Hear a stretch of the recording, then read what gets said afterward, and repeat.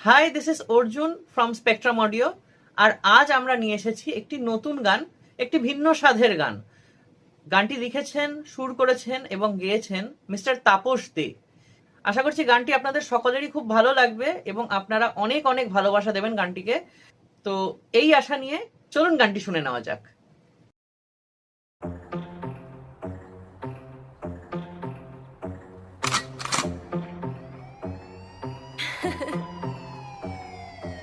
पैसा पैसा पैसा